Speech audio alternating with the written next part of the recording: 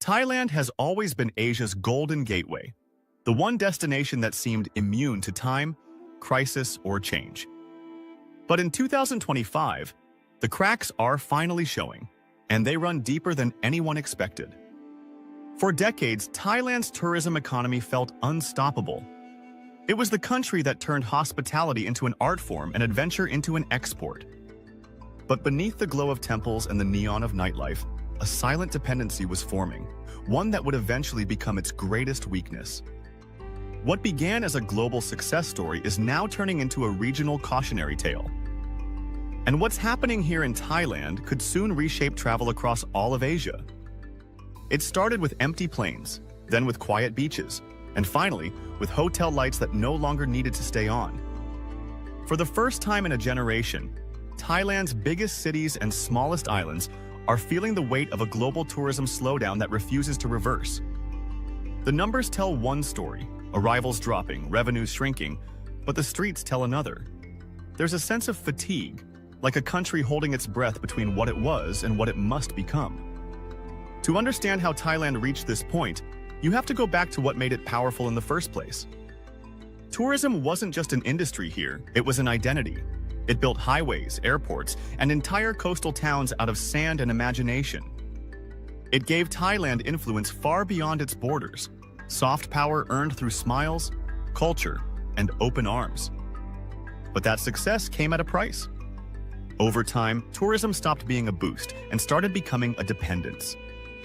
When the world slowed down, Thailand didn't just lose visitors, it lost the rhythm that kept its heart beating. The early warning signs were ignored. Rising prices, saturated cities, unbalanced policies, each small shift chipped away at the foundation. Then came the global uncertainty that made people cautious, followed by the travel fatigue that changed what tourists look for. The same travelers who once saw Thailand as their first escape began searching for somewhere quieter, cheaper, or newer. Places like Vietnam, Indonesia, and Cambodia began offering similar warmth with fresher allure. The balance of power in Southeast Asian tourism started to move. But Thailand's deeper challenge isn't competition, it's complacency. When a country builds its success on being everyone's favorite, it risks being no one's priority.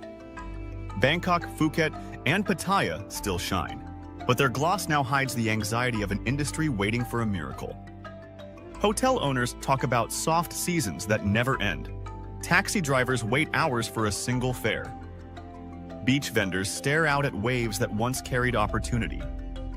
Even the luxury sector isn't immune. High-end resorts are cutting prices just to maintain occupancy, eroding the exclusivity they once sold with pride. Thailand's strength used to be its balance, affordability with elegance, accessibility with mystery. But in the race to grow, that balance tipped too far. The country began chasing volume instead of value. And once you sell paradise at a discount, it's hard to raise the price again. The Western traveler notices it first. The same street that once felt exotic now feels commercial. The same welcome that once felt warm now feels practiced. None of this happened overnight.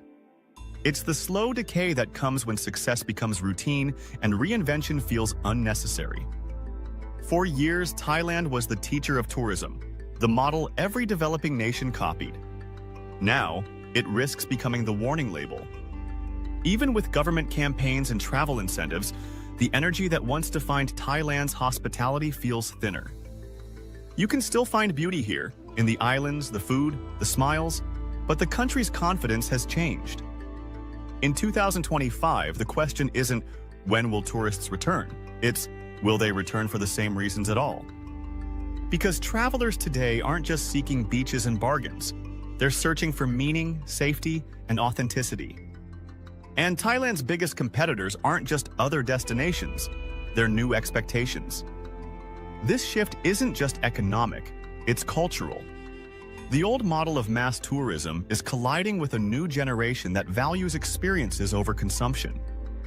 Bangkok's luxury malls and rooftop bars now share attention with Chiang Mai's slow-living retreats and Krabi's eco-lodges.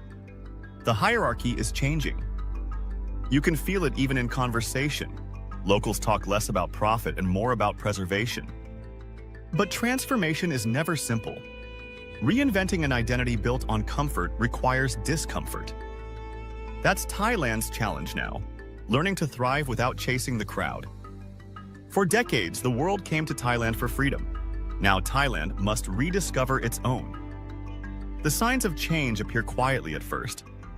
A closed shop in Phuket, a darkened massage parlor in Pattaya, a hotel rooftop that no longer glows past midnight. But every shuttered door tells the same story.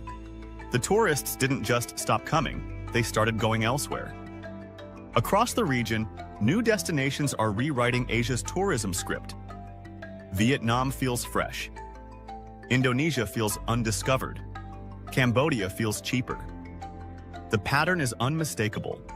The world is chasing what Thailand used to represent: adventure wrapped in warmth.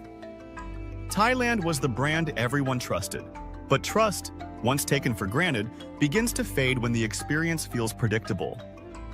Even loyal travelers are drifting away, saying the country feels overrun, commercial, less real.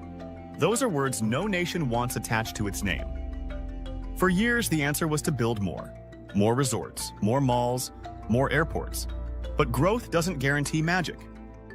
Every island once hidden became a headline. Every temple once sacred became a backdrop for someone's vlog.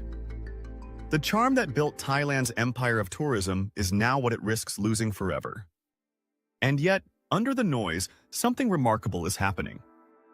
A new generation of Thais is quietly rebuilding the meaning of travel. They're not selling escapes, they're curating experiences. In Bangkok, small boutique hotels trade size for soul. In Chiang Rai, slow-life lodges invite travelers to disconnect. Koh Yao, Pai, and Nan are whispering the future, places where fewer people mean deeper connections. They're redefining what it means to visit Thailand, less about luxury, more about belonging. Because true luxury isn't excess anymore. It's authenticity, it's space, it's silence. The travelers of tomorrow don't just want to see Thailand, they want to feel it again. And that's the opportunity hidden inside the collapse. When an industry breaks, it forces reinvention. Thailand's tourism doesn't need to grow wider, it needs to grow wiser. If it succeeds, it could lead Asia again, not by being the cheapest, but by being the most meaningful. But failure would echo far beyond its borders. Across Southeast Asia, millions watch what happens next. Because Thailand isn't just a country, it's a symbol. If the symbol falls, it shakes confidence from Bali to Hanoi.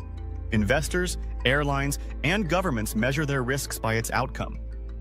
That's why this moment matters more than headlines suggest. The region's future depends on how Thailand adapts.